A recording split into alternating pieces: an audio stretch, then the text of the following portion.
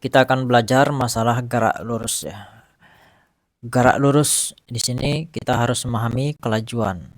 Kelajuan ini kita bisa lihat rumusnya adalah V sama dengan S per T. Nah, penjelasannya V ini adalah kelajuan, satuannya adalah meter per second. Kemudian S ini adalah jarak tempuh, satuannya adalah meter. Kemudian T ini adalah waktu, satuannya second. Kemudian kita lanjut ke contoh soal. Sebuah mobil melaju di lintasan lurus dengan kecepatan 100 km per jam. Berarti ini V-nya, kecepatannya. Tentukan jarak yang ditempuh mobil tersebut jika waktu tempuhnya adalah 60 menit. Jadi 60 menit ini adalah waktunya. Oke, kita lanjut saja rumusnya. Tadi kita sudah membahas rumusnya ya. Nah, apa yang diketahui dari soal ini? Ini ada 100 km per jam. Kecepatan berarti V-nya, V sama dengan 100 km per jam. Kemudian di sini ada 60 menit ya. Ini 60 menit ini adalah waktunya, 60 menit. Ini sama dengan 1 jam ya. 60 menit sama dengan 1 jam. Kenapa diubah ke jam? Karena kita sesuaikan ya, kita samakan dulu satuan dari kedua besaran yang diketahui ini.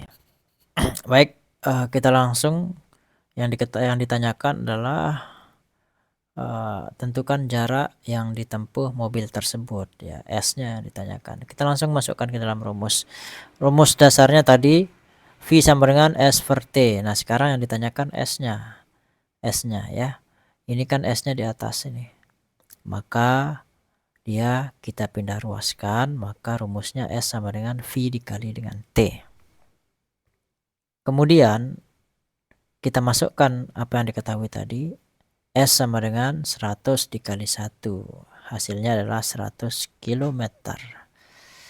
Kemudian kita lanjutkan untuk mencari kecepatan rata-rata. Kecepatan rata-rata rumusnya adalah V, ini tanda rata-rata ya, sama dengan delta S per delta T. Nah, V ini kecepatan rata-rata, satuannya meter per second, kemudian delta S ini perpindahan ya, perubahan perpindahan. Kemudian delta T selang waktu, satuannya second. Baik, kita lanjut ke contoh soal yang kedua. Berapakah panjang jarak yang ditempuh oleh sebuah benda yang bergerak selama 6 detik dengan kecepatan konstan atau tetap sebesar 10 meter per second? Oke, kita jawab apa yang diketahui. Yang pertama yang diketahui di sini adalah V. V-nya atau kecepatannya sama dengan 10 meter per second. Kemudian yang kedua adalah T, waktunya, yaitu 6 detik atau 6 second. Yang ditanyakan adalah panjang jarak yang ditempuh oleh sebuah benda. Rumusnya adalah S sama dengan S0 plus V dikali dengan T. Kita langsung masukkan saja ya apa yang diketahui di atas itu. S sama dengan 0 ditambah dengan 10 dikali dengan 6. Hasilnya adalah 60 meter. Oke, itu soal yang kedua. Kita lanjutkan dengan percepatan rata-rata. Percepatan rata-rata itu rumusnya A sama dengan delta V per delta T. Nah, kalau kita menemukan delta-delta seperti ini, delta V berarti V akhir dikurangi dengan V awal. Sama juga dengan delta T, berarti T akhir dikurangi T awal. Ya. Oke. A ini adalah percepatan rata-rata. Kalau ada garis-garis seperti ini di atasnya itu percepatan rata-rata ya. Kemudian delta V perubahan kecepatan. Kemudian delta T selang waktunya. Kita lanjut ke contoh soal yang ketiga. Kalian bisa jawab untuk menguji kemampuan kalian. Ada sebuah truk mula-mula bergerak dengan kecepatan. Ini ada kata mula-mula.